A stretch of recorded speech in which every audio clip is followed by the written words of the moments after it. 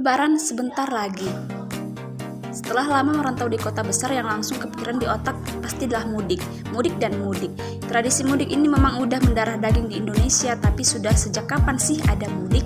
Dan pernahkah kalian berpikir kenapa harus ada mudik? Ngomongin mudik, pasti ingat antrian panjang di stasiun, kemacetan, sampai di jalan-jalan tol, sampai sepeda motor yang cengtri atau lebih segalanya demi bisa pulang kampung dan bersilaturahmi di hari raya. Tapi konon katanya sejarah tradisi mudik bisa ditarik sejak zaman Majapahit. Cuma saat itu bedanya mudik dilakukan menjelang seperti hari raya dan gak main-main. Mudik zaman dilakukan dengan jalan kaki, rupanya simbah-simbah kita dulu sungguh sangat-sangat kuat. Menurut ahli kajian filsafat Jacob Sumardi, istilah mudik punya akar bahasa Jawa ngokom, mulai dialek yang artinya pulang sebentar.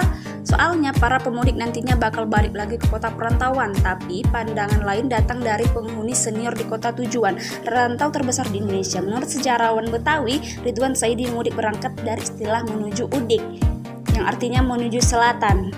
Soalnya orang Betawi zaman itu punya kebiasaan buka usaha di pesisir utara, tapi rumahnya di daerah selatan yang lebih sepi.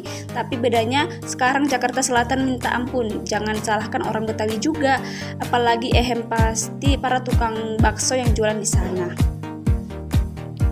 Tersangka di balik kota-kota besar adalah tingkat urbanisasi yang tinggi. Di Indonesia gelombang urbanisasi memang nggak ada matinya. Berawal saat pemerintah mulai gencar-gencar bikin program terciptalah tingkat lapangan kerja. Ujung-ujungnya menggerakkan ekonomi dan menaikkan taraf hidup. Akhirnya wajar saja jika banyak orang desa yang cabut ke kota untuk mengadu nasib. Lalu fenomena lain yang bikin mudik jadi melegenda adalah transmigrasi.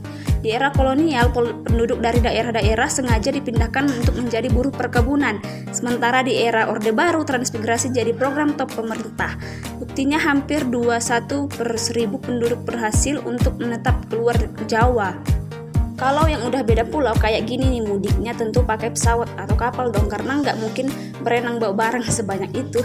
Buat yang masih di Jawa saja, segala kendaraan yang beroda jadi solusi. Meski begitu, biasanya kereta api lah yang tetap jadi favorit. Karena sejarahnya pemerintah Belanda dulu membangun banyak jalur kereta api untuk mengangkut hasil bumi kita.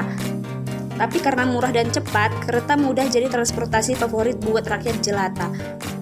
Tapi meski udah nggak jelata, sampai sekarang masih banyak kok yang ngefans dan sampai jauh, tiket dari jauh-jauh, dari siap-siap aja digigit jari. Jadi buat kalian yang mau mudik lebaran tahun ini, tuliskan di kolom komentar kemana kalian mudik dan mau naik apa. Dan seperti biasa, terima kasih.